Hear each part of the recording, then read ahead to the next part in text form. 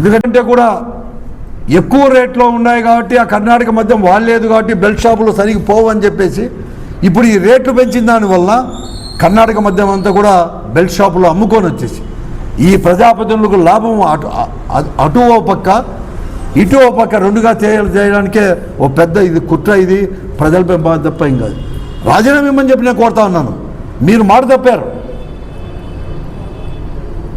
మీరే చెప్తున్నారు కదా ఎట్లా పడిపోతున్నారు రోడ్లో, మెయిన్ రోడ్లో పడిపోతున్నారు. పోలీస్ డిపార్ట్మెంట్లు కూడా విచ్చలవిడిగా తాగిపోయే పరిస్థితి ఈరోజు. రోడ్లో పడిపోతా అంటే ప్రతి పత్రికలో వస్తుంది. ఆ పరిస్థితి తీసుకొని వచ్చేసి ఈరోజు మళ్ళీ మద్యం మీద చెప్తున్నాడు రాజీనామా ఇవ్వాలి మీరు మాట తప్పినట్టు. కంప్లీట్గా ఒక్క దాంట్లోనా అన్ని దాంట్లో సూపర్ సిక్స్లే ఇదిలే కడకు మద్యము అన్నీ తప్పోతుంది. ఇంక అంతకంటే ఏం కావాలో మీరు చెప్పేది. ఇంకా